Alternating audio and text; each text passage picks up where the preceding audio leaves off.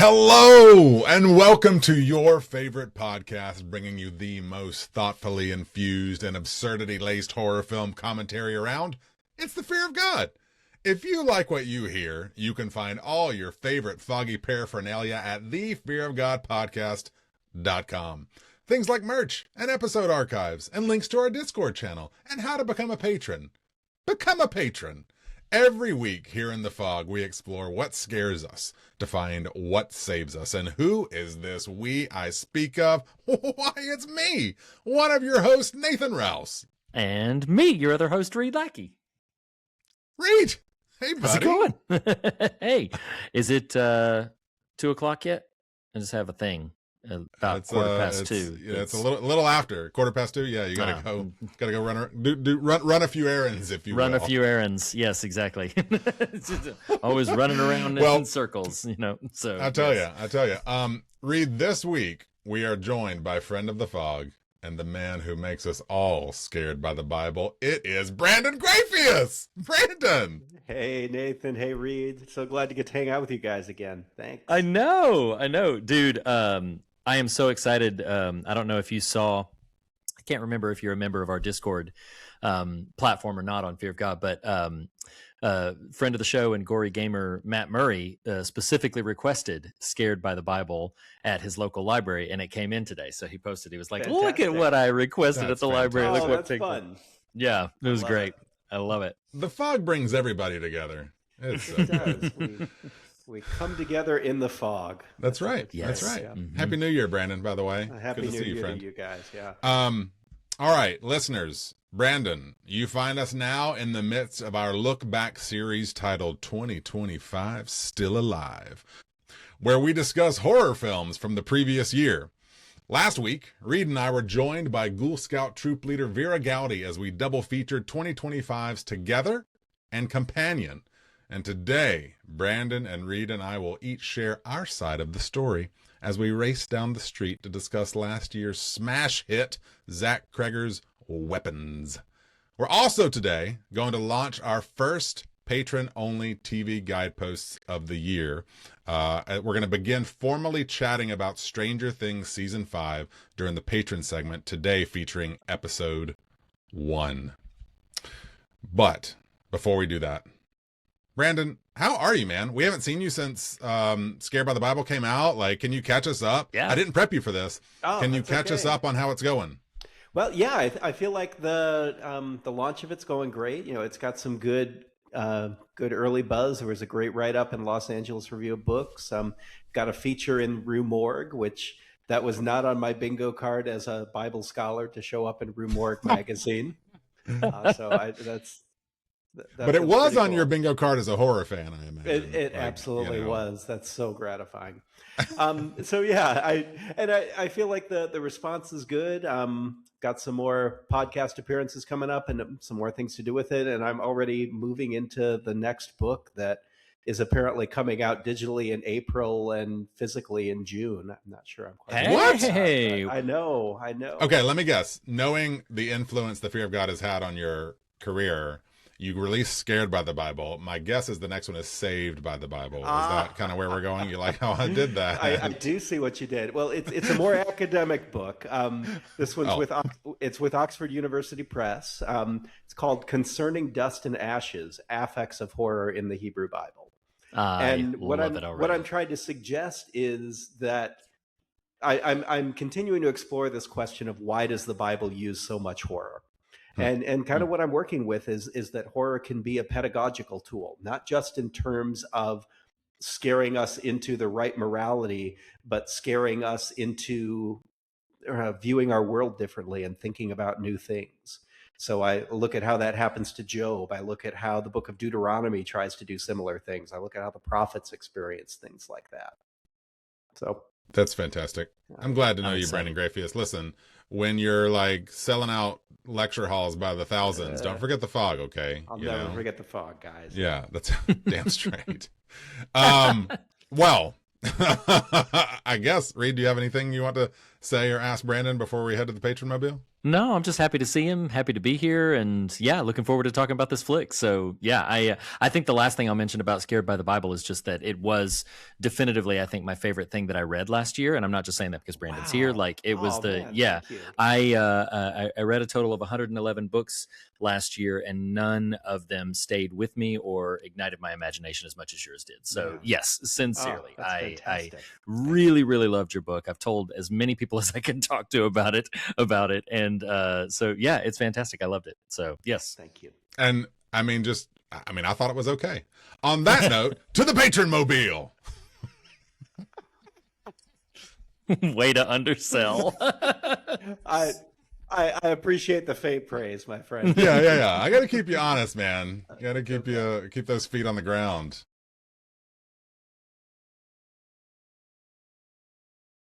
So, special thank you to Lindsay Dunn for joining us for our recap of Stranger Things Season 5, Episode 1. So, if you are not already a patron, you must become a patron to hear these delectable recaps and conversations as we make our way through the final ever, probably, sure seems to be, season of Stranger Things.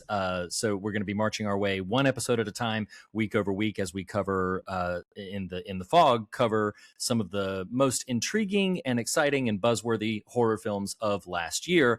And then it's all culminating in a conversation about Stranger Things as a whole. So definitely become a patron if you want to engage with that. But without further ado, about this bananas movie.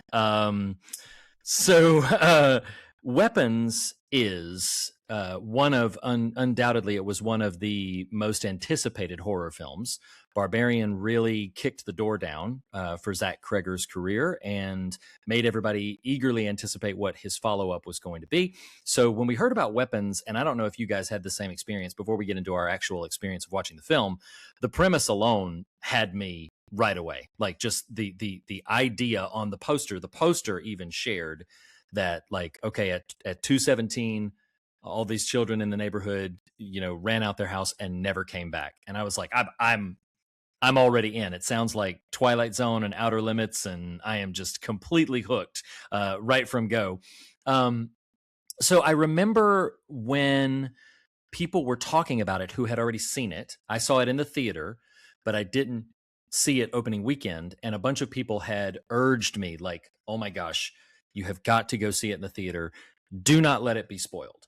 And so kind of doing something I don't normally do and starting our trend of like, what was our experience? I went into the theater and I was so eager to see it. I saw it alone.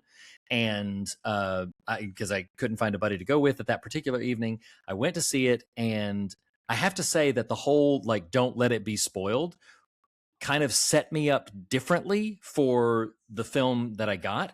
I won't say that I was disappointed. Like when I was watching the film in the theater and afterwards, I immediately responded to it. I loved it. I thought it was quite funny, strangely enough, for this kind of film. And I was very, very captivated by it. But by the moment Aunt Gladys has her first scene in the principal's office, from that moment on, like, I won't say this is going to sound like I was disappointed. I wasn't disappointed. From that moment in the theater, I was like, oh, so this is that film. Like this is what that kind of thing is. Like from the moment Aunt Gladys shows up, I'm like, oh, this is where we're headed. I kind of kept waiting. I was like, is there another like fake out twist or some other thing? But pretty much from the moment Gladys arrives, it's like, no, that's the conceit of the film. That there you have it. And now it's just about rolling out exactly who she is and what her intentions are and all that goes along with that. So on measure, my theater experience was a little bit like, okay, I don't know that I had to see that absolutely unspoiled. All of that leading to watching it again the second time, I was this went from a 4.5 all the way up to a 5-star film for me. I love this flick. It's one of those films that was a viewing for this conversation, the second viewing? Second time. Yes, exactly. Yeah. And this is the kind of film that the reason I love it so much is because its structure is so inventive. And I was surprised to find like some reviews kind of criticize its pacing a little bit. I love the way this film is structured. I think it's the kind of film that just excites me because I now know where all the puzzle pieces are. So I appreciate more of how it layers in everything throughout the way as it's kind of unfurling what its mystery is. And I feel like it captivated me a little bit more emotionally this time around than it did the first time through, where my viewing was a lot more tapped into what's going on and kind of a little bit more in my head of trying to calculate the narrative. Whereas this time I was able to just sort of sit down in it a little bit more and feel the feelings, which left me feeling even more thrilled and engaged by it. But no, I love this flick. I'm going to come with nearly unqualified praise for myself. So sorry for sort of kicking the door down. I don't normally do that. Brandon, you're like zero family apologies now, required, friend. so I'm going to go to you next, Brandon. What was your exposure to or experience with Weapons? Yeah, similarly to you, I saw it in the theater maybe the second week it was out, and had also heard the don't spoil it advice. Sure. So I came in knowing it was Zach Cregger, but not knowing much beyond that. So I did feel like that first, hour, maybe a little bit more of the film is the most delightful, where you're really, I was not knowing what kind of a horror movie I was going to be watching. Sure. I wasn't sure if we were going to have like some really, really restrained cosmic horror like Picnic at Hanging Rock or something, or whether we were going to go into zombie territory. At one point I thought there might be aliens involved, and then like you in the scene in the principal's office, all of a sudden, okay, now we can settle in. And that's pleasurable, but to me it's not quite as, it doesn't have quite the really deep excitement of, I don't know what kind of movie this is, and I love that I can't quite nail it down. The second time through, I loved it equally. I think it's probably, I would say, either my third or fourth favorite horror movie of last year. And I think that's because I feel like, especially for big budget horror movies, last year was a really strong year. Yeah, it was. There were some strong entries last year. When I was looking back on it, I was surprised at how many heavy hitters were here. I was like, wow, I don't know that 2025 is what I would chalk up as a great year for film overall, but it was a great year for horror. It definitely, in my opinion, it definitely was. Yeah. Well, thank you for that. There were some high profile ones that really, really came through. Oh, absolutely. Absolutely. I mean, I'm sure in this look back series, we're eventually going to get to Sinners. There were some great flicks this year. Nathan, you and I have, I think, briefly skirted past Weapons conversations, but actually not that much. I don't know a lot of your feelings about it. What was, describe the first time and then this viewing, how you felt about Weapons. Yeah. Well, before I do that, I just have to shout out the Letterboxd rating system, because this is why I love Reed Lackey. Is he says this is like pure affection. This is not ribbing. You're like, first viewing, it got overhyped, so I gave it 4.5 out of 5 stars. But second viewing, I loved it so much, I added that extra half star. I was not anticipating that round one would be 4.5, because then you were like, and then I bumped it up to 5. I was like, well, yeah, you did. Good job. Lackey gonna lackey. So you could have been an accountant, Reed, or an actuarial, something like that. So I've now seen this 3 times. I did one of the, I've got a weird vocational life these days. It's just, I've got, kind of a foot in a lot of pools. I don't know if that's the metaphor I was looking for, but it's the metaphor I used. And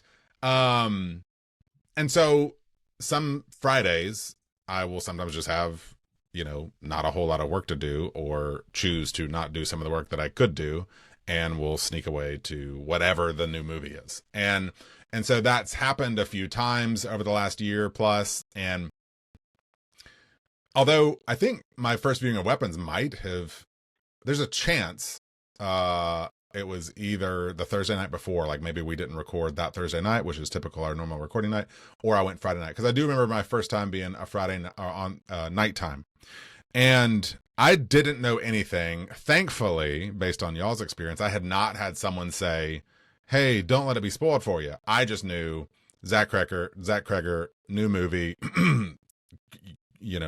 curious plot, and let's go. So I'll say from my experience, I mean, honestly, the room was crackling with good vibes. Like, everybody was into it. There was a full house. People were laughing where they're supposed to. Y'all, a top 5 in theater moment is, for me, in my experience, the first time watching this, is Alex's mom walking to the car Justine's sleeping in. Like, in that theater space, you could hear a pin drop. Yep. Everyone was on the edge of their seat. It was white knuckling, the armrest. I mean, that was such a fantastic scene. Now, I will agree with both of you that this is what's curious about a setup like this is, now, Brandon, you make a good shout out with Hanging Rock. Like, what I was about to say is, okay, there's got to be an answer. So an answer is gonna come. Now, maybe I'll Hanging Rock. I think I actually haven't seen it, but I know what it's about. Like, my understanding is no true answer comes, right? Like, that's kind of the. No. I'm sorry, spoiler alert for a 40-year-old movie or something. But it's part of the point. That's fine. Yes. Right. And so with weapons, when you present a conceit like this, 17 children disappear in the middle of the night and never came back, or whatever the preamble monologue is. I know going in, there's a certain contract that's being made, which is you're going to either choose not to tell me, which is your thematic choice, or you're going to tell me, which means if you're going to tell me, there are a limit of options. So to both of your notes, once the fantastic Amy Madigan, right now nominated for a Golden Globe, she did not win, but she was very much deserving of that nomination, and hopefully will get at least nominated for an Oscar. But once she shows up, you're like, okay, we are playing in the witch vibe and zone, and I'm cool with that. I won't deny that there's a sense of deflation is too strong a word, but just okay, cool. Okay, now I understand the loose rules that I need to plan for the rest of this movie. Now, I'm happy to unpack more of this right now if y'all want. I'm happy to, forego as we sort of do whatever we want to. But I will say, for me, it might sound weird in the telling here, but Reed, you just alluded to it. The movie had me in its grip. And I don't just mean, because I just said, you felt a little deflated. Sure. But all that deflation was representative of, now I understood the rules, right? So now I know the lane I'm operating in, but that doesn't mean I can't enjoy the piece. But it had me so in its grip, y'all, that first time. It might even sound cheesy and even a little weird, maybe slightly perverse. But when, spoiler alert, if you haven't seen it, go see it. Pause us, go watch it. Watch it again. Yeah, please. The finale scene of the children rending Gladys, I got emotional. It was a very unexpected feeling to have. And so that first viewing, now what I loved about the film is I laughed a lot more than I planned to or thought I would. And so I really think it's though having seen Barbarian, it's riddled with great comedic bits and timing. So I shouldn't have been totally caught off guard by that. But I laughed a lot more than I expected to, and I felt a lot more than I expected to by the end, especially once the lane presents itself. So that's kind of, and then subsequent viewings, I've now watched it with Penny twice. We watched it a few weeks ago before we formally decided to watch it or to cover it right now. So we watched it a few weeks ago. We just watched it again last night. So I have seen it 3 times now. And I'm excited to have this conversation with the two of you, because I think there's so many tendrils of idea that are, watch this, lurking under the surface. Mr. Grafius. Wow. I'll be your hype man when you go on tour, okay? I appreciate it. Yeah. Anyway, so that's my experience. Happy to say more, but also want to open the floor to whatever. Well, I think it would be fair to go ahead and interrogate that a little bit. My reaction to the children at the end is complicated, because I feel there, and again, listeners who have seen this film will understand the scene we're describing in some degree of detail. Those who haven't seen it, I would encourage you to watch it, but I'll briefly describe here. The children get turned against her after she was leeching off of them for these number of weeks, and then they get weaponized against her and go and just dismember her to death. I have complicated feelings about that because it's simultaneously cathartic and unsettling and disturbing. There's this strange feeling of release that finally the threat has stopped, but there's not the restoration that sometimes comes when victory has been achieved. Because they're left in this strange state of devastation where even the denouement, as it were, where it says like some of them have even started to talk again. Like that's what we're left with a year later, right? A year later, yeah. And the irrevocable damage that's been done, it did leave me feeling, and this is not to contrast what you were saying. I'm kind of trying to just buddy up next to that emotionality. Like I feel very complicated about that ending, and whether or not I like it. If you don't mind, here's what I've and Brandon, you've done this long enough, to just jump in whenever, even with elbows and knees if necessary. But here's something that 3 viewings in, the word that came to me last night, and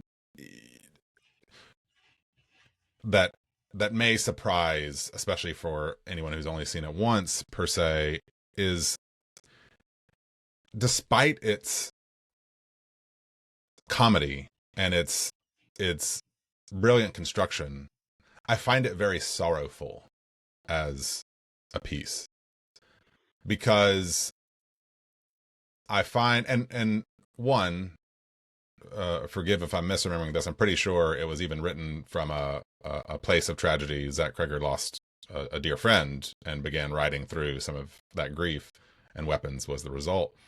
And here's what I'm going to do. I don't do this often. I don't really like to do this, but it matters to this specific one. One, it's story time here in the fog, and because I just put my glasses on to any only listeners out there, what I'm going to do in brief 30 seconds is read my little mini review on Weapons on the old Letterboxd, because this was the feeling I had coming out.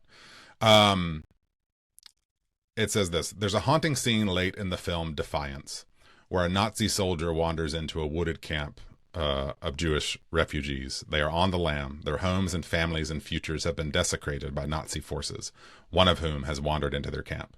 He needs help, or at least safe passage. They do not give it to him.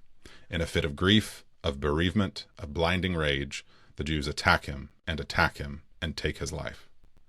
It feels too big to say Cregger's film is prophetic, what with its dread building, its gross-out imagery, and its jump scares, but it is a smart film, and these eyes see within it the rage of the beset, who, with the guttural cry of the transgressed, lash out. But it is not Jew and Nazi who are at war in weapons, but the past weaponizing the present to destroy the future. And the future is angry, righteously so. And so, because of the waters I sort of swim in my comings and goings, my daily ponderances, and watching, this is our 3rd episode back in the new year. Nathan's getting political already. Watching the extraction that is happening, economically, if you will, of an older generation to a younger generation. I think about this stuff a lot. Like, what is the future going to be like for our children, our grandchildren, and how will their opportunities be radically different? How are technological forces squeezing them out of opportunity and economic security in a future? And I don't even mean economic security like pay your bills. I mean like even worse than that kind of stuff. So what I saw in Weapons at the end of the film, one, it's followed brilliantly by this chase that is so jaw-dropping in its execution of these, dozen and a half children just racing through this neighborhood, breaking things left and right, running through glass, chasing their tormentor. And so this is what I mean when I say watching them rend her, because of the thoughts I have on a daily basis, it was the feeling of the youth raging against those who are taking from them. And I don't know, it just really, it hit a nerve for me, to the point, Reed, that you just brought up, that the kids are quote unquote safe from Gladys at the moment, but they are not whole, well, healthy, or even really have much to hold on to. Her trauma was so great towards them, right? Anyway, so I'm going to shut up for a moment, but that's where the movie operates on this, like, the dance, the construction does of the film, character perspectives, and then the bedlam that happens in the house towards the end. Like, all of those to me are the dermis layer of what's happening, that's kind of masking what's going on, which is none of these people are okay. This is Cregger's attempt to exercise and put on display, despite using witchy iconography, American sentiment and feeling, and oh my God, what are we doing to each other and ourselves? Yeah, I'm going to stop. Cregger has talked about how he wrote it in that fit of grief after a friend dying in an accident, but how one of the things in the background was his experience growing up with an alcoholic father. So he said really, really deeply on his mind was this reality of going to school every day and pretending that everything was okay. Yeah. And then coming home and hiding in his room from his zombie dad. Wow. Yeah. It's kind of like there's almost too much happening in the movie. Like, in other words, like, as a parent in this country right now, he is clearly operating on a gun violence level, right? Like that Sure. is so blatant and obvious. And you see the automatic gun in the sky over the house at that one point. Right. Yeah. And so like it was a discussion inside my own spirit initially whether to show it to Penny, just because of that vibe and energy as a student in these days. Anyway, I've said a lot. I want you all to feel some freedom to engage or push back or go wherever you want. Yeah, it's to me really amazing how it has so much almost kind of manic energy. Maybe best epitomized by that chase scene with the kids barreling through the windows and the fences and everything. I think there are other scenes that have that kind of just really. I mean, really Marcus almost, running through the streets. Exactly. Yeah, that kind of exhilaration, but then a deep sadness to it as well. And I think your phrase, "None of these people are okay." And the fragmented way of telling the story from these different perspectives really emphasizes this individual brokenness and this collective inability to, share in any of that brokenness. And I think what you sitting on, so much. I think the thing for me that won't let me go in this film is actually the structure is more thematic to me than I think even the narrative itself, and that is that we see the experience of these individual people, and with each new experience, we intentionally, in the way the story is layered out, we learn more. And to me, one of the things that this film has on its mind is there's a tremendous amount of subversion required for Gladys to do what she does. And there's a tremendous sort of cloud of mystery and uncertainty. And for instance,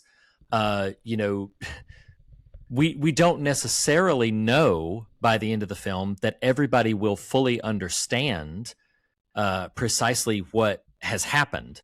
For instance, I think about the character of Marcus. One of the things that stood out to me in this viewing is I'm like, will anybody ever know what that scene in his dining room or in his kitchen like what all of that happened, because it was a private moment between he and his husband and Gladys, and none of them are around to bear witness to what took place. And yeah, go ahead, Brandon. Oh, just I think about that on so many levels. I think that's a really fantastic point, Reed, that these characters still at the end of the movie don't know each other's experience. I think how much time we as an audience got to spend with James is the drug addict, right? Yep. Yeah, how much time we got to spend with him, and then he's just unceremoniously shot in the back of the head by Justine at the end of the house. That's it. At the end in the house, and she doesn't have any access to any of his experience at all. She just knows he's somebody trying to attack her compatriot police officer. Yeah, that's it. And we've all gotten to know him a lot better. We know him a lot more than that. We're able to mourn for him in a way that the rest of the characters in the movie aren't. And I think that's one of the things that like stands out to me at like the line near the beginning of the movie where the girl narrator is like, some people die in some really weird ways in this movie. And it's just, I thought that was really telling about what the film had on its mind, particularly as we've mentioned already, Zach Cregger trying to come to understand, an accidental death, like in a way, this is a big statement, but in a way, even if we understand the mechanics of what happened, every accidental death feels so strange. It feels so strange to think about, like, what were the tumblers that clicked that caused this to happen, and there's a number of things that I'm actively going to resist talking about, but whenever there is a prominent death featured, that in the news and in the headlines or anything, I'll point to one that's less galvanizing and perhaps less like controversial, as it were, and is a little bit more in just the simple tragic spaces, is the murder of Rob Reiner and his wife. And you think about the different ways in which such a catastrophe just boggles the mind of like, well, what happened? And we're talking right now about these unique experiences. And one of the things that Weapons does to me, I don't even know what it does for me. I'm still unpacking that. But what it does to me is puts me in that place of understanding of like, wow, there's so much we will simply never be privy to. We will simply never know. And it is so easy in the early stages of this film. Boy, the most of the town, well, every parent of those 17 children, they are so certain. They are pointed. One of my favorite scenes, and I think it's relevant to what we're talking about. One of my favorite scenes is when Archer goes in to confront the police chief. And he's like, don't you understand? Like, she's, Gandhi, she's trouble. And I love that the police chief's response is, he said, what do you know that I don't know? Like, what do you see that I don't? Because he's like, nobody pulled those children out. They ran out of their own free will. Like, it's powerful. That moment to me is powerful because of the way in which Archer is desperate to assign blame or meaning or something. He's desperate to understand it. And the police chief is just sitting there like, yeah, we're following every lead. We don't understand this, but you're zeroing in on this teacher because of her proximity to the tragedy. But like, what do you see that I don't? And I'm not even really, I don't even really think I'm articulating it very well, but that moment really spoke to me about how infrequently we interrogate our own presuppositions. Like, we see a thing that has happened, right? And when we see that thing that has happened from that particular vantage point, we deliver a verdict. And then if we were to see something different or learn something different, then it might completely upend our calculations. And the last thing, and then I'll end this train. It's one of the things that I consider is so thoughtful about this film. Is one of my favorite things about it is the journey of Archer. How initially he's so antagonistic and so steadfast in his conclusions about what has happened, but then he's got some mad detective skills. I gotta hand it to him. Like, he figures out some important key details, and I love the way that the tension between him and Julia Garner's character unravels and dissolves. It's a gnarly scene, like, to begin with, but I love the way that it unravels and dissolves into an unsteady partnership that I find by the end of the film to be just really deeply compelling. How they're both just in alignment for different reasons and from different angles in trying to reconcile themselves with what has happened. But I find that relationship so compelling, just really, really compelling. One of my favorite parts of the film. Sorry, now I've talked a lot. What else is new? I'm just kidding. You know, one, I love you calling out Archer because I think Brolin is so good in this, and I would, kind of compliment the note of detective skills, but really, like, he's a land developer, he's a real estate developer, he's a builder, home builder. Like, he thinks in lines and grids and intersections. Like, what are there are things adjacent and related to each other here that can reveal themselves if we know how to look for them. Something that Brandon, you mentioned, and I think it was piggybacking on Reed here. I'm just trying to be inclusive of everybody. Was this idea of the structure, and so I just had literally 45 minutes ago the opportunity to who knows, maybe we'll get him on the show at some point, but interview. He's an author, but he's a pastor. He's a historian, guy named Greg Jarrell here in Charlotte, and he wrote a book called Our Trespasses, and the subtitle of this book is White Churches Taking of America's Neighborhoods. And it's really incredible. But he just thinks in like an archer, like what one thing leads to, what are the links in the chain, right? In this case, it's from a historian's mindset. Why are we here? How did we get here? Whose voice is represented? Whose voice isn't represented, right? And just pursues this.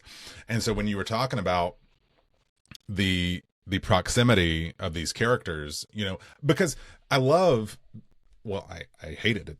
It saddens me. But one of the things that's smart about the movie, to what you were saying, Brandon, is like, it didn't even click with me until this third viewing. I was like, dude, I'm actually sad that James and Paul get taken out. Like, these are good people. You learn about them. You watch their journeys. Like, ostensibly they are heroic figures inside the movie. They've got their faults and foibles, of course. But the note that Justine can take out James because he's an unknown to her, other than an antagonist now to Archer.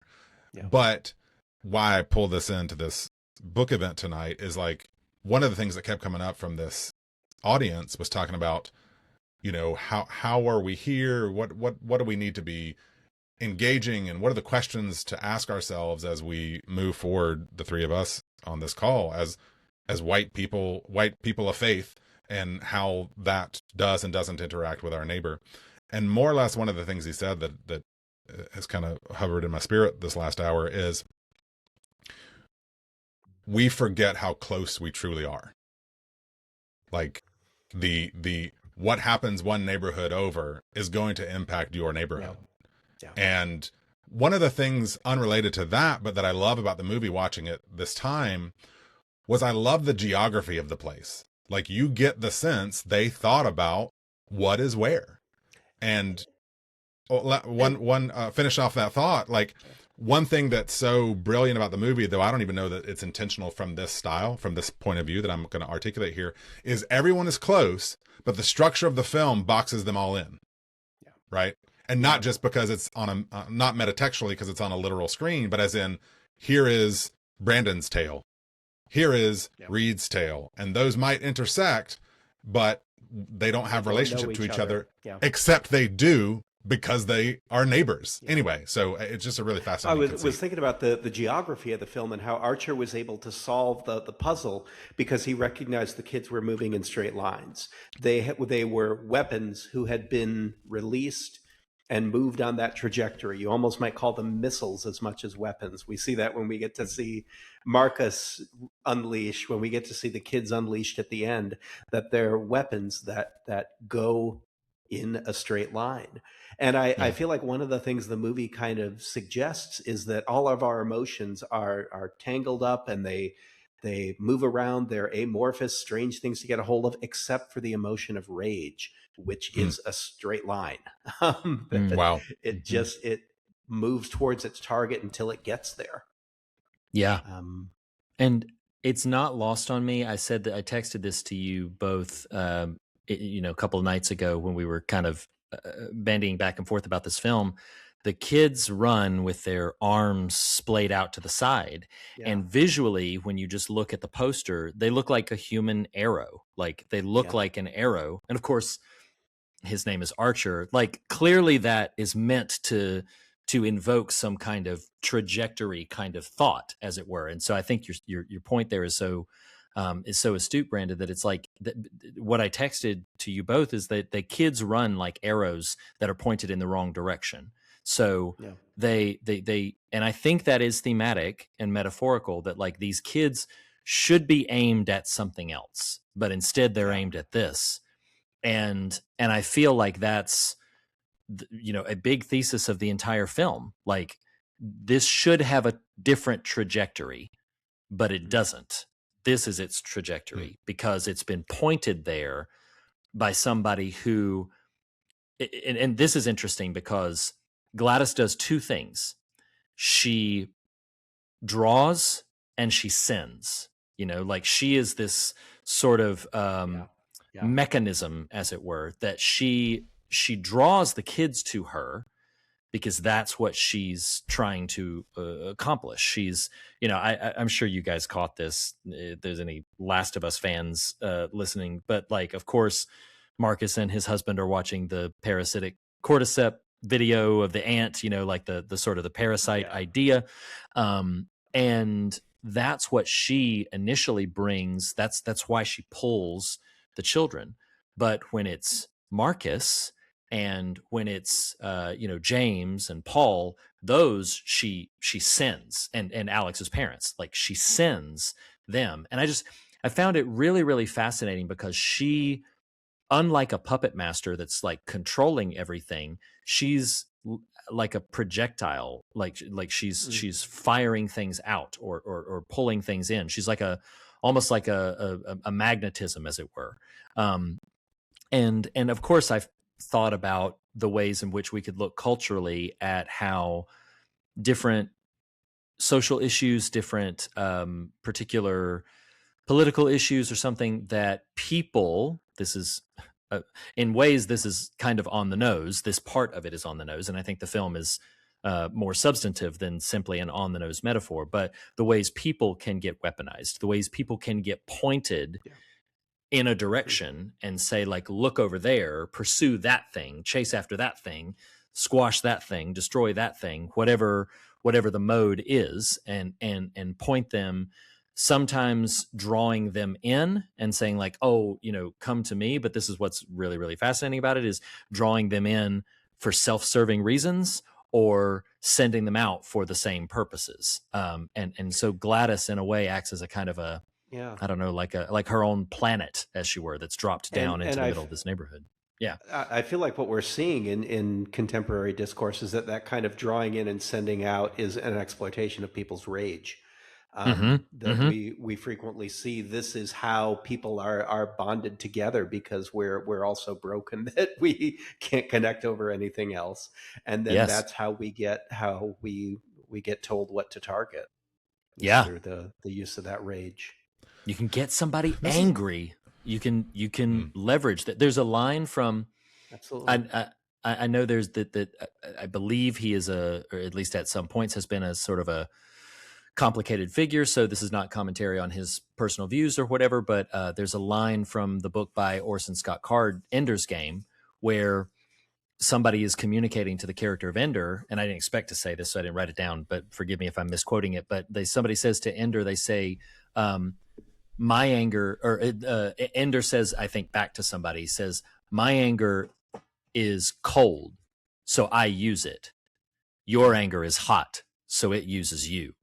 And and I'm like, that is a powerful metaphor to try to think about the way that our own emotions can be strings on a kind of a marionette we can't fathom. Sorry, Nathan, I jumped in and cut you off. No, you're fine. Something that just kind of came to me that may be worth a momentary digression, but maybe won't be. Is is the movement of the characters who are in Gladys's thrall, because, and I don't, and think about it, the children are the only ones who move. Well, Marcus does, but what I'm trying to get at is, there's not a consistency across all who are taken by her in how they move. And I find that interesting. And I wonder about the production choice of that. Cause like, and I was even thinking about it because you could say, well, like in the instance of, Archer in the house at the end, he doesn't have far to go. So why would he run? That's fair. But, Paul does exit the home and comes and gets James, and his is a very brutish, movement. The mom is very herky jerky. Now this gives a fearful air to the scene itself, but it is a distinct choice. And anyway, I find it interesting that, that was done because there's something about, and who knows, maybe Marcus's proximity to children and maybe the freedom he feels in his relationship. Like there's something about, I imagine there were conversations. How do you move when you're in her thrall? Like what is the movement a visual manifestation of the character? And I just found that interesting. Kids who are freer, kids who are less burdened with emotional freight, are going to move more freely, more swiftly. And I don't know. It's just something that kind of came to me in real time. And like I said, may just be a curious pondering. I want to go watch the movie again so I can see if there's something. I don't think you're off. I don't think you're off base. I do think this is the kind of film that every choice feels intentional. This is a 2 hour and almost 2 hour and almost 10-minute film. And yet I read some reviews that described some of its interiority as a bit bloated. I profoundly disagree with that. I felt like it was a 2 hour and 10 movie that felt like it was an hour 20. To me, I agree. Really races by. Yeah, I totally agree with that. And nothing feels wasted. Everything feels like it's pointing to something, either narratively or thematically. I didn't feel. I felt like all of the choices specifically for when to, not for nothing. We see Marcus attack Justine at the and Archer at the gas station, and then we pivot to Paul and to James. There's a very deliberate narrative rhythm to that choice to not immediately shunt us to Marcus and show us what's going on there. Like Cregger is being, to my perspective, Cregger is being very deliberate about what he is telling us and when, and about who. And I think Nathan and I think we were in this same class with our mutual professor Keith Cassidy. I think this was from one of those conversations. I remember it was with Keith that I was discussing this, where we were talking about the film Pulp Fiction and how it's not narratively non-chronological just to be cute. It's narratively non-chronological because it is emotionally chronological. Like that film, Pulp Fiction, builds from layer to layer on an emotional trajectory that takes you somewhere that if you were to watch it chronologically, you would get a very different emotional experience. The things would not build upon each other in the same way. And I think Tarantino also wants to be cute. That's a good point. It's a good point. But I think about Weapons doesn't move chronologically, but it moves emotionally chronologically. But no, this is what stands out to me in the comparison here is because Weapons shows us pieces of information that layer upon each other very deliberately. Like one, and if you'll recall, I think with the exception of Paul's brief interjection, Gladys is in every scene, which I did not notice until, or I did not recall until my second viewing that Gladys is in every. You mean in every chapter. vignette? Okay. Yeah, she's in every chapter. Yeah, she's in every character chapter. Makes at least a brief appearance, which I either didn't notice in my theatrical viewing or had forgotten or something. But yeah, she's everywhere. So we are getting pieces of information that build steadily towards her, and to do that chronologically, I think would not provide the same emotional rhythm, which I just find interesting. But what do y'all make of the? It stood out to me more this most recent time. I always recognized, oh, there are dream sequences in this, but the fact that there are dream sequences in this feel thematically critical, and I didn't really know what to do with that. And it's only Archer and Justine who have dream sequences. They are our primary survivors at the end, so that's an interesting note as well. I don't think they are just functionally to serve to get Gladys scares in the mix, but I don't know. It just stood out to me. Gladys scares, though. Dreams. They are. They are. Hell yeah, they are. I don't know. It just stood out to me in a way. I'm just thinking out loud, guys. Just hanging out and thinking about this movie. It's the kind of film. It's the kind of film that invites that because, that's a good point. Paul, we see the chapters on Paul and James, but we don't see dream sequences from them. James sees Gladys, presumably in the real, out in the woods. Well, you could say under the influence, and so that sort of tracks there. Yeah, sure. I think part of it is they are each experiencing a dream that is rooted in what's sort of hollowed out and missing from them. I think this is most astute in particularly, and maybe primarily, I'm thinking of the Archer scene, which I don't want to derail our deep thematic conversation, but that Archer moment in the theater was like was incredible. Chef's kiss when the whole, and not even just he starts to finally tell his son that he loves him, sees Gladys in the bed, shocking, and then just like bolts awake. And then it gives this beautiful little beat before he just yells, "What the fuck?" And my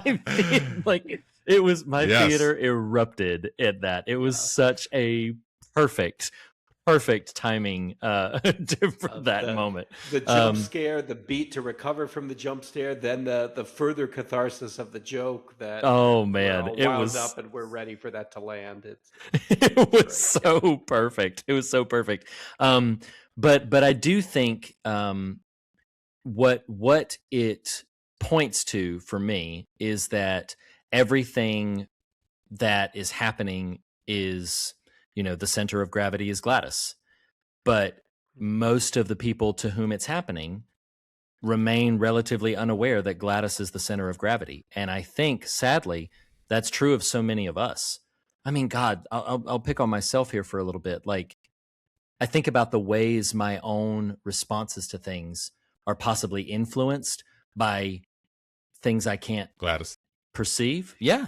By some version of Gladys. I try to be measured and even keeled, and I try to be, measured, but I don't know. I'm being tugged upon, and I'm being pushed. So I'm being pulled in and sent forth in ways that I don't always know what the center of gravity is, and that's a horrifying thought, because of the ways we love to pretend that we have so much more control over our lives than we really do. Not to get existential on us all, but yeah, I think about that a lot. I feel like with the horror academic present, this would be an interesting note. Reed, you were talking about Archer's scene, something that and Penny and I were having this conversation today because I was asking her, that was her second viewing. I was like, hey, did you pick up on anything new? Any new observations or takeaways?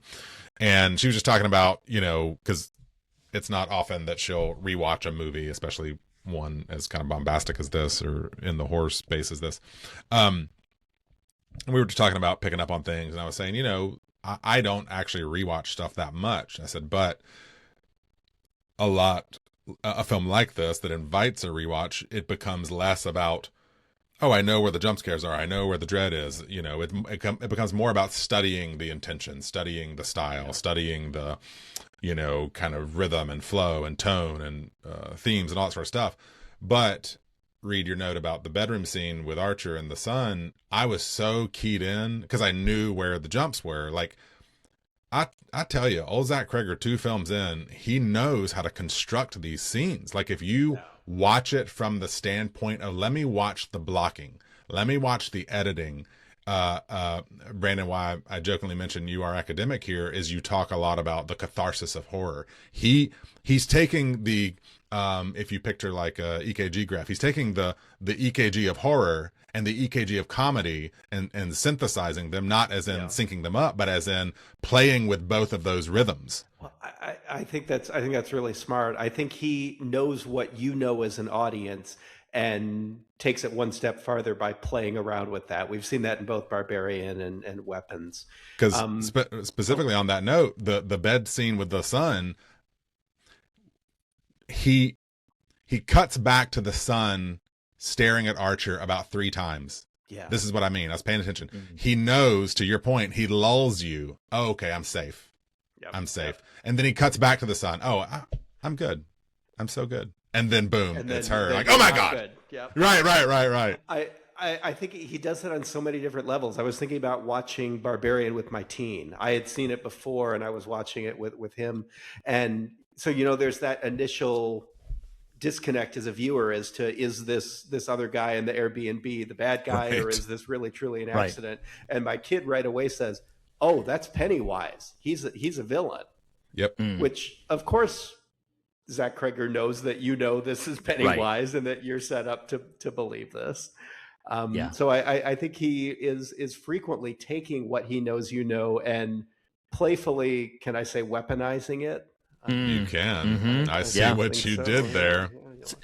And it's interesting you bring up the Pennywise connection. So I don't think I'm reading too much into this, but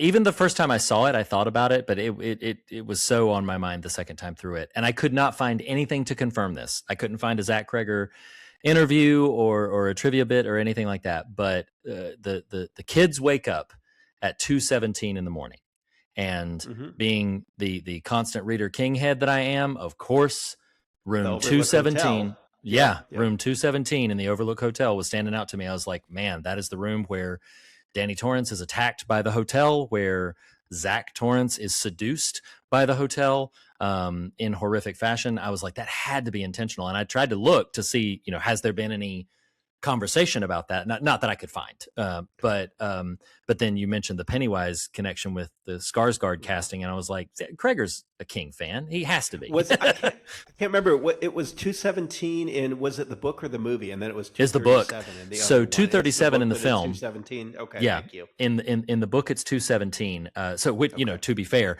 but yeah, I was like, that stood out to me so much because it's such a different number. You don't often see that number in other content. It's not two. It could have been any number, and he picked 217. Exactly. So I had to think that was an overlay. Yeah. I wonder if it's twofold. It's kind of a giant wink to the King heads, and also, like, in other words, not necessarily substantive from it means this, but also, I mean, what is when we talk about the witching hour? That's a time, right? It's like 3 something. Mm-hmm. 3 in the morning. Mm-hmm. Yeah. 3. This straight up 3. Yeah. Okay. Well, you're sort of making my point accidentally here that I didn't even know I had a strong of one, is like, I think he's creating a new witching hour. He is reculturating that conceit. And speaking of which, I don't know if this occurred to you guys. It did for me this third viewing of, like, even having Archer write witch on her car. That happens at, like, I don't know, the 20-minute mark. It's, again, we can move on from praising Zach Cregger here if we need to, but it's a red herring. It's like, you are getting me used to this concept by then convincing me it really isn't. I know she's not a witch. So it's like, oh, we're fine. I'm fine. Oh, God, there is a witch. Did not see that. You know what I mean? Mm-hmm. So I just love that. I love that choice. Yep. Unless we have really any more super deep things we want to unpack, I feel like there's some value in some lightning round stuff. This is an opportunity to just shout out some elements from the film that you love that wouldn't really fall into That Ain't Right. Maybe it's production, maybe it's performance, what have you. But Brandon, I'll start with you. Pick one or two things that you're like, man, this is a thing I just really love about this movie, or that stood out to you from a production standpoint. I mean, I know we keep talking about the structure, but I keep coming back to the structure, and how I've been reflecting a lot about reading a theorist named Judith Butler, who talks about when life becomes grievable, and how we often manipulate life to be not grievable. Like we separate lives out into those that are grievable and those that are not. And I'm kind of working with a theory in some of my writing that one of the things horror really does is, sometimes surprisingly for a genre that's so violent, but makes life inherently grievable. That the violence is intimate and personal, so that you grieve for those lives. And I think this is a really wonderful, radical way of looking at how we can make all life grievable in the way that we see all of these different stories laid out for us. Wow. I think it's a really powerful act of empathy, along with all the different things that the movie also does. See, Reed, I told you when I said let's invite Brandon on, and you're like, no, he really has nothing to offer. I was like, no, come on, he throws a good thought out every once in a while. That's very much. It very much sounds like me. Yeah, that's completely. Like, as soon as people heard that, they're like, Reed's constantly bashing guests. I will say that, like, to your point, Brandon, we had it's been a minute since he's been on the show, but been on the show a couple of times. Our friend of the show, Bill Oberst Jr., had talked about the horror space and how horror is uniquely suited to drive that kind of sympathetic perspective because it deals so directly with death. And to your point about like how most of the deaths are intimate, I think there is a tonal difference to where, like, you know, there are some slashers where the appeal of the scene is to kind of watch the extravagance and marvel in the special effects and stuff like that. But when horror is at its probably best and strongest is when we ourselves are not merely wanting, you know, to not be scared, but we don't want something bad to happen to the character we're seeing. We don't want anything ill to come to them. Like this time around, to be candid, this is in the space of the didactics. Like the James story really got me, I think, this time, because this poor kid, like he is a drug addict, he's a thief, you know, like it's not as if he's a character of nobility or anything, or even of admirability, but you don't want to see what happens to him happen. He made his character made me think of Clay McLeod Chaplin's novel The Ghost Eaters, that it's the kind of character that you feel can really only come about from someone who really knows what it's like to have somebody struggling with addiction as in your family. So because that really hit me in the theater and hit me again this time too. You consistently like him. Like, he's one of the most likable characters in the film. Even as he's like pulling open car door handles to try to rob them to you know, like you still kind of, he's funny, he's charming, it's a really sympathetic take on that kind of character. And ultimately, you know, in his way, responsible for sort of crystallizing things towards that house, and so it's a deeply sympathetic. When do I get the $50,000? Yes. I don't want to be greedy or anything. Oh man, how does that work? It's so great, man. It's so. I don't really great. want to come to a police station. Well, and Reed, you noted his discovery. One of the things I love about the movie is it's maybe, I didn't track this, but it's maybe at the hour 15 mark, there's a still substantial film left to go when you learn where the kids are. Yeah. And I just loved that. I was like, again, with this subversive, like the movie plays with, well, it's about missing kids, so we're going to learn at the end where they're at. Well, nope. Right smack in the middle of it, you know where they're at. It reminded me of my experience of watching Seven in the theater all the way back in the 90s, that all of a sudden halfway through the movie, Kevin Spacey, the killer, turns himself into the police station. Yes. Wait a minute, this is supposed to be the end of the movie, and now here we are in the middle. And it That's a great completely resets your expectations and makes you feel, I thought I knew what was happening and where this film was going to go, and now I don't anymore. Yeah, no, absolutely. So I'm gonna be brief here. So just pointing to more didactics. Actually, most of the other didactic things that we haven't already talked about would probably fit into that ain't right.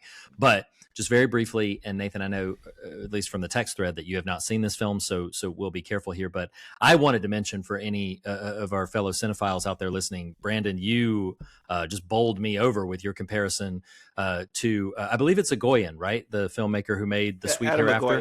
Yeah, Adam Agoyan. And The Sweet Hereafter, if you have not, ladies and gentlemen, if you have not seen that film, it is a heavy watch, but it is a powerful one. The premise simply being in an icy, wintry landscape, a bus full of children crashes, and all of them are gone. And then all there's of them but one. All of them but one. Weapons. Yeah. Yep. Yeah. All of them but one. And there is some investigation that comes into, I'm trying not to spoil it. There's an investigation that happens about kind of into the accident and what happened and what took place. It's not in the horror thriller space. It's very deeply dramatic, but an equally thoughtful and meditative and deeply compelling and powerful take on this, and the ways in which just this tragedy of a number of lost children, a number of decimated children, and the ways in which it's very, very difficult, if not impossible, to unravel all of the things that brought us here. And even though Weapons is heightened and in the horror space and also very funny, it played in the same sandbox. At one point, so Ian Holmes plays the lawyer who comes into the town and is trying to convince all the parents that they should sign on to a lawsuit with him. And at one point, he tells one of the parents, "Let me be your weapon." That's right. Yeah, that's right. And he has this fantastic speech about how you've all loved your children, and love turns into anger when it's thwarted, and that's what you have left is your anger. Yeah. Wow. It's really powerful. Fantastic film. Yeah. I want to shout out a couple lightning round notes, and thank you for that recommendation. I will add it to my wish list, if you will. Watch list is what I was looking for there. I think Alden Ehrenreich is great in this. He's just a really good guy that I love watching in a part like this. So he's great. For me, this wouldn't be a That Ain't Right. Honestly, it'd be That's So Right. So forgive if it ends up on someone's That Ain't Right. But James, controlled by Gladys, coming for Archer 6, 7. See what I did there? 8 times. No. Like that sequence is hysterical to me. It is so, because it happens once, like, oh my gosh, it happens again. Wow. Whoa. 3, 4. I mean, it really does clock probably close to 8 or 10 times that he comes after him. And it is hysterical. I can't believe they keep doubling and tripling down on that bit, and it's amazing to me. Yep, loved it. That whole sequence, I mean, and some of this would probably wind up in That Ain't Right, but the whole last 20 minutes in the house, is a knuckle, white knuckle thrill ride. And such a masterclass in how Cregger has already figured out how to really manipulate these sudden shifts in tone that I don't know how he blends all these different emotions together into this scene. But the fact that James coming back and him and Archer's fight is so funny in the midst of this really intense horror and also this really deep emotional experience. Because kind of amazing. It really is, because you've got also the experience of Justine and like some of the grisliest violence in this film with her confrontation with Paul, and then to your point about the emotionality, potato peeler. Oh, and the potato peeler, yes, but then you've got the emotionality of it wrecks me, the whole Alex scene in the bathroom. Like the whole thing where his parents, speaking of The Shining, with the door, yeah. with the door breaking through and everything, it's feeling more and more obvious. Yes. But when his mom bursts her head through the door and looks down at him, that moment is not only grisly and horrific, but it just like your heart just hurts for this poor kid. Oh my gosh. It is. Yeah, it's something else. That whole sequence is just incredible. It's jaw-dropping. So yeah, absolutely. Okay. I'm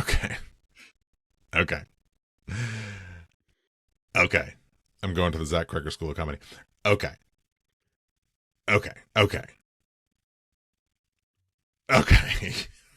Wow. That's the Zach Cregger School of Comedy, right? Right. I know. That's what I said. Okay. You know, lest we forget, we are a horror show. So if it's gory, if it's gross, if it causes you a fright, what scares you about this movie? What makes you say, that ain't right? Dude, I know we're going to try to go quick, but I know we're going to try to go quick. We need 2 rounds of this. Like this. Okay. There's too much. There was a lot that wasn't right. Yeah. Yeah. There's too much. So we can't just pick one. We can pick one to start with, but yeah. And all the cool kids are invited. Brandon, you're a guest. You're up first. Your topmost that ain't right. So I struggle with this because there are a lot of that ain't right moments that are genuinely fun. There was, but the one that stood out to me was that ain't right that I really felt like I wish this had been a slightly different choice. Marcus's killing of his husband. Oof. I feel like there is such a long history in horror movies of queer characters getting the most brutal deaths. And I felt like up for the first, hour and 45 minutes of the movie, that's far and away the most brutal death there is. Sure. That's true. Both emotionally, but also just physically, the repetition of the banging the head into his partner. And so to me, it connected with those scenes that make me feel so queasy in the beginning of It Part 2, in Death by Temptation, in I can't remember which of the Halloween reboot movies it is, but just this long history of feeling like queer characters need to get the most terrible deaths imaginable, and that made me feel like that ain't right for sure. Yeah. See, agreed. Reed, I told you it was good to have Brandon back. My Lord, you're painting a picture. Listeners hopefully know me better than this. Playing. People know I'm playing, and Brandon knows I'm playing. Reed, you're up. That ain't right. Okay. This one is also kind of on the heavy spectrum. There's a lot of that ain't right that's like jaw-dropping and, to Brandon's point, kind of fun, but this is on the heavy end. So when Gladys is first displaying her power for Alex, and it's not only when she makes his parents repeatedly stab themselves in the face with a fork, which is grisly. That would be bad enough, and that is not fun to watch. That is really, we have a joke. My wife's going to kill me for saying this, but I'm going to do it. But like, we have a joking thing in our home where we say like, "Oh, clench the butt cheeks." Oh man, like that's how it's like. Okay, oh man, like it's just everything is just like, oh, I can't do squirming. Like, let's do it again. Still another stab. Yep, nope. Yep, not done yet. So that was one of those moments. But then after it, things get really somber and quiet, and Amy Madigan is so great in this flick. Like, she is a powerhouse performance. But she says, I can make them hurt themselves. I can make them hurt each other. I can make them eat each other if I want to. And then she pauses, and then she says, "Do I want to, Alex?" I'm like, oh, that is next level sadistic villainy. Like, that is the coldest sort of like threat that I have ever seen. This is a character that is otherwise quite comical and, I'll say it, enjoyable to watch when she's doing it. But in that moment, the facade falls and you see Gladys for who she really is. And it is, I am standing ovation to Amy Madigan's performance, but that moment is freaking, it ain't right. That's the moment that like my stomach just turns into knots. So yeah, that's my top uppermost. Well, and I love you know, we've referenced her several times, but just to continue giving her flowers. I love the fearlessness of this performance. Like she is just kind of go for broke. Yes, sir. Whatever you need me to do, and then some. You know, like let's go even harder. I'm thankful y'all didn't take this one off the shelf. I think that because I've seen it multiple times now, of course the impact is dulled, but I can't communicate just how electric the room was during the car scene. Like when that mother is herky jerky coming out of the house. Now, I say that one of the brilliant things he does is that damn door. Like the ability to use that space, that negative space that is almost constantly deeply blackened visually. So you are left to assume the worst. And even your assumptions don't quite do justice to the strangeness that emerges from that house. So when that mom comes out of that room or comes out of the house and just does her chicken walk all the way over to the car, man, and y'all, like the whole shot pans over to Justine, who's asleep. Mom stands there at the window, lurches out of frame. There's a beat. You hear the car door open. Like the room was on edge. There is gasping. Oh, yeah. The car shakes. Like Justine kind of shifts involuntarily because of the car movement when mom sits in the back seat. Pause.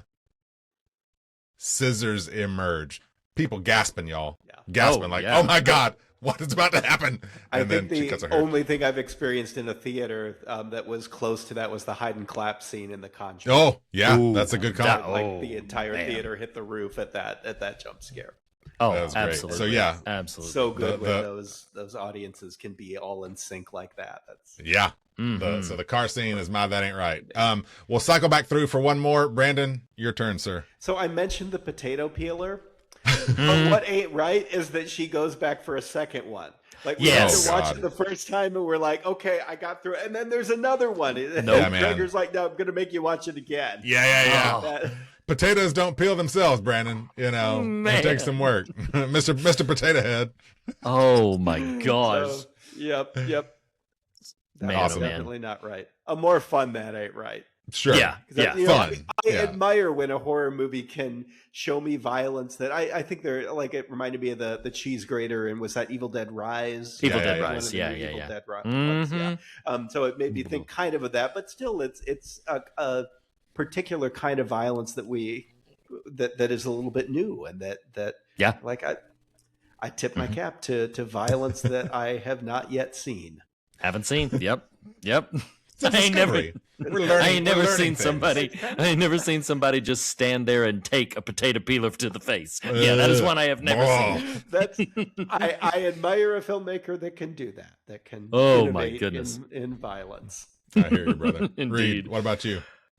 So I will echo the Marcus killing his husband, which is that's disturbing on a different level. But that ain't right is the visual image and the scene as a whole when Marcus is running and when he's beelining for the gas station. That is a galvanizing moment. Like that whole thing. It is like kind of slightly comical and also just kind of it's propulsive in this way that's just like, oh my gosh. Okay, two things. So my that ain't right is officially like Marcus running through, but two things I have to comment on. One, kind of comically, is that when Justine is like moving around and the station attendant is like, "Get out of my store." She's she looks at it, she's like, "Help me, like what are you doing?" And I just thought that was so great. And then the other thing that I will point to that is a factor in that the end of the house scene too is what he does with their eyes, like Marcus and Paul and James, what he does with their just slightly bulging eyes. Oh my God. It's I love that you called out the Marcus scene, because this is a little bit of what I mean by Amy Madigan's performance for Benedict Wong here, pouring a colon here for old Marcus, is you just got to imagine. It's like Cregger is like, okay, listen, here's what I need. And Benedict's just like, okay, I got you. Watch this. You know, it's like I doubt this happened, but I love to imagine that Josh Brolin and Julia Garner didn't know how Marcus would appear in their scene with that. You know, like, I just love thinking that way. But like, yeah, oh man, he just commits to that bit. It's great. It's the physical version of James's continued attempts to take on Archer in the house. You know, it's just like, wow, you went hard for this. My last that ain't right is really just 3 words, and it's spoken by Gladys, and she says, "A bowl, please." Oof. It's fantastic because I love in that moment. I feel like Archer coming out of his dream. Like, what are we doing? What is happening? Why did you ask for that? And why I love it even more is, you know what? If in the theater, you know, you shouldn't do this because there's a lot of other paying customers there. If you could have paused it after she says "a bowl, please," and said, "Nathan, tell me what's about to happen," I never would have guessed it. Never would have come up with it. And that's one of the thrilling things about this movie is you just really cannot see exactly where it's heading until it's chasing you down with its bulging eyes and black barf. What, Reed? Yeah, with apologies, I have to throw an honorable mention to the freaking needle action that Paul gets. Oh, like it's so terrible and great. Oh my gosh, like, first of all, he gets poked in the pocket and then later gets freaking stabbed in the face. He's like, what So he's so worried about the little stick to the finger he got, and then suddenly he's got a whole face full of them. Oh my gosh, it's so awful. Oh, anyway, yes. That's funny. That's all good. It's all good, because when you get stabbed in the face with the hypodermic needles, did you squirm? Yeah. Did you wince? Did you squint your eyes real tight? I don't know. Kind of by force. It was probably because of what we around here call that ain't right. Oh man, it ain't. Well, I really appreciated this conversation. Listeners, I hope you did too. This is a very, very interesting and rich and thought-provoking film, and I am sad to leave the discussion about it. I'm sure that there will be things, probably half a dozen things that I think about after we're done that I wish I would have said. It's a fantastic film. But let me not lead the witness. We've reached the point of the show where we have to rate this film, as we do all the media that we cover, on our unique metric of the fog meter. The fog meter is the way in which we here at The Fear of God determine not necessarily the film's quality, but its gravity, its heft, what it asks of you as the viewer. And we do that in 2 specific ways per the title of the show: fear and God. Fear doesn't have to necessarily mean how scary it is. It can be how disturbing, upsetting, gross, gory. It can be scary. And then God doesn't necessarily mean how spiritual it is. It's more about perspective. It's about what this film has on its mind and how effectively it conveys that thing. So, Brandon, you've been with us enough now. You're pretty much family. I'm going to go ahead and let you lead the charge for fear and God. Go ahead and give me both of your numbers, 0 to 10, for weapons. Yeah. I think for fear, I give it an 8. I thought it was highly effective, kept me on the edge of my seat. There were some genuine jump scares, places where I felt off kilter, off balance in a way that I always, I've seen enough horror movies that I usually know where things are going. And with weapons, there are large chunks of the movie where I felt like maybe I was in uncharted territory. So an 8 for fear. And I think for God, as I was coming into this conversation, I was thinking 9, I don't know, but I feel like I'm up to a 10 after the things we've talked about, that there are weighty issues, the way it moves around with perspectives, the way it plays with empathy, and the way it hints at so many just really deeply important parts of our contemporary cultural situation without directly grabbing onto any of them. I think is really powerful. Excellent. Thank you so much. 10. Oh, thank you so much for that. Yes, heard and received. Nathan, how about for you? Give me both your fear and your God number for Zach Cregger's weapons. I mean, of course, like any, kind of horror movie, the scare factor can ebb with repeat viewings. So I'm going to base this more on that first theater screening, which, yeah, I mean, I'd say an 8. I'll join Brandon on that 8, because I just think, like, the destabilizing nature of the events of the film itself, just the inciting incident, the the impressive sleight of hand that the structure provides to keep us on our toes. Like, well, I don't totally know what's going on. Oh, well, now you're telling me that's where the kids are. Well, then now what am I supposed to latch on? So that just coupled all that with the actual scare moments and jump scares, etc. Like, yeah, it's hard to deny an 8. And,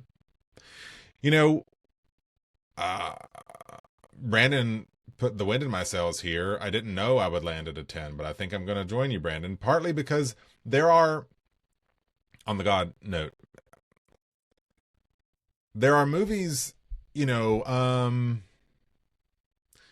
are scary movies we watch because they're fun, like, even though they might truly be harrowing or kind of have transgressive stuff in it. You're like, yeah, but it's a really fun movie going experience.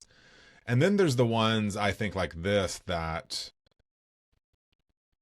I can, and this happened last night, like, it feels like an invitation, to borrow our friend Dia's language, who guested with us from Independent Picture House. It feels like an invitation. I am compelled, in rewatching this movie, which I will probably do again in the not too distant future, to ponder, what are you trying to tell me? What are the choices you're making that are thoughtful and smart and clever and considered, trying to communicate to me, and just dwelling in that. And not a lot of movies can do that, especially not ones that have the angle that this one does from a popcorn kind of blockbustery kind of standpoint. So I think from that standpoint, and the things I talked about earlier with my review, lead me to the 10. Awesome. That's fantastic. I think we're going to be kind of a trifecta here, because I would actually, I'm just not distinctly trying to be different, but I'm going to elevate the fear factor just a little bit. I think I could have just conformed, like, could have just gone with it. Yeah. I could have just gone with it. But okay. I think when I think about and watching the film again this time, there was a moment that was comparable to Barbarian. Then Zach Cregger just loves him, a shadowy, moonlit suburban neighborhood. He just loves him that. Yeah. That is just the scene when Julia Garner is in her car, and then she's like looking about, and it's just ominous. It just has a dread to it that is really affecting. Then I feel like the horror in the film continues to elevate and escalate. And so, yeah, it's really still unnerving to me. I know what's about to happen, and it's still really unnerving to me. And it's rare these days for a film to sustain that. So that's why the 9 for me. And yes, I'm going to join all of us for the 10 on the God meter. I can't get to the bottom of what the film makes me think and feel. Not because I'm confused by what it's trying to say, but because I think in that way, powerful archetypes and metaphors constantly pop and crackle in your imagination, even after you're done with them, and that the situation you encounter again sort of relates back to it. And I think this film does have the substantive potential to behave that way in ways that I don't think Barbarian did. Not that these two films had to be compared to each other, but Barbarian didn't hit me that way. It was a lot more, kind of fun and inventive and surprising. Could I share briefly my wife's take on Barbarian? Was that I think the main message of it is that the scariest thing in the world is old lady boobs. Yes. So yes. Compared to everything we've talked about with weapons versus it chapter indeed. 2 will resonate with your wife's assessment. Oh my gosh. Yes, exactly. So yeah, I think Weapons is really very provocative, but always consistently very thoughtful. It has a resonant emotional core. it understands what it's trying to do, and I can't think of a better justification for a 10 on the God meter. So that means that we collectively read real quick before we close the book on the fog meter. I've got just coming in hot from the field. Okay. Okay. I forgot something that I want to throw in here, and I'm gonna force Brandon's hand to see if he wants to conform, because I'm gonna bump my 8 up to a 9 on the fear, because what I forgot in story time is that Weapons is one of few films, and I don't want to think about the other ones that might exist because I'll get scared, but one of few films whose content, themes, and subject did impact my waking life.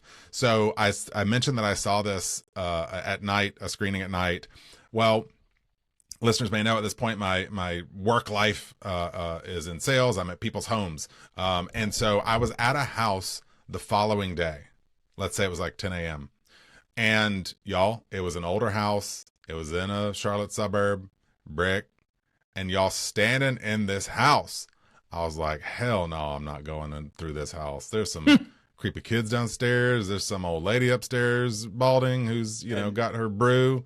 Yeah, it legit did soup, and you just ran out the door, right? No, she was like, "Can I get you some water, Nathan?" I said, "In a bowl, please, damn it." And poor Campbell's chicken noodle. Like most films are like, oh yeah, this product saw a bump, and poor Campbell's chicken noodle is like, no. No, yeah, they lost market share with this movie. So I'm gonna bump my fear up to a 9. All right. I will receive that. That is perfectly fine. And then I'll give you the opportunity, Brandon, but no pressure. Like, can't do it. Like the 8. All right, we're gonna stick with the 8. We're gonna stick with the 8. Yeah. I love it. That still means that we give Weapons, written and directed by Zach Cregger, a 9 out of 10 on the fog meter. That's a pretty substantive showing for that. And then as we round it home, one final question that I think we've already all touched on, but I'll start with you, Brandon. After this conversation, where are you on Weapons?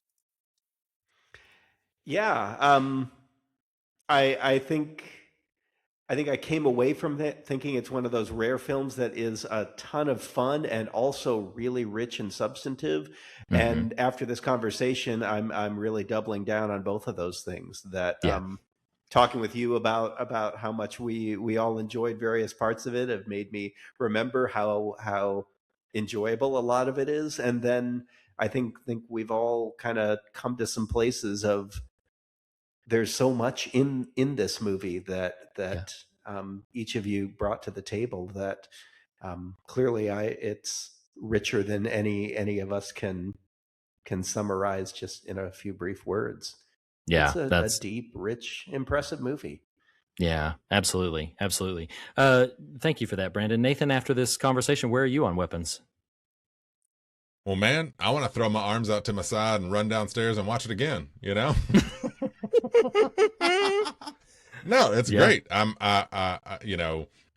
This feels like a strange, pat myself on the back. Like I don't buy many movies these days, though I've gotten back into that. Like I bought it. I own Weapons, got a physical copy. Just because I think to Brandon's point, it's a rich text that is also super fun to watch. Yeah. I absolutely agree with those comments both of you have made. It was so entertaining to watch this film, and even as heavy as its themes are, I'm like, I will eagerly await the opportunity to either, whether it's with my son or with my wife or whatever, when interest arises again for somebody to watch Weapons, I will be gleeful about the opportunity to experience it again with somebody ideally who hasn't seen it yet, so that they get all the reactions and they're like, oh, like it's so many of those scenes are so wonderful. Peeler. The potato peeler, yes, the potato exactly. peeler again. Oh man, so yeah, it's one of those rare films that gives you a lot to think about, but is also, if you just want to put it on to enjoy a story, it is very, very entertaining as well. So yeah, it's top shelf. I really, really enjoy Weapons. I am excited by Zach Cregger's work. Barbarian was a ton of fun. Now here he is with Weapons. I'll be eagerly anticipating what he does next. So ladies and gentlemen, let us know what you thought about Weapons. And you can, by all means, reach out to us through the various platforms. You can come join our Discord channel. We would encourage that. But reach out to us and let us know what you thought about Zach Cregger's Weapons. Brandon, thank you so much for being here. Yes. And Nathan tried very hard to make it sound like I didn't want you here, but I was excited. I was excited to have you. Been looking forward to this. Thanks so much for having me on. Of course. You're welcome back anytime. Nathan, thank you as always. Listeners, thank you as always. And as we say on every episode, the fear of God is the beginning of wisdom, but not the end of the conversation. In that spirit, we encourage you to fear nothing else and be on your way rejoicing. Next week, in addition to a patron segment wherein we will unpack Stranger Things Season 5, Episode 2, we will also be having a broader conversation with a host of fun folks, if schedules permit, talking about the recent film that has already had a little bit of play in the fear of God in the interview space. But we will finally now dive into a spoiler-filled conversation about Clown in a Cornfield. You've waited for it a long time. Here it comes. Next week, it is Clown in a Cornfield. We hope to see you all there. And thank you so much, listeners. We'll see you next time.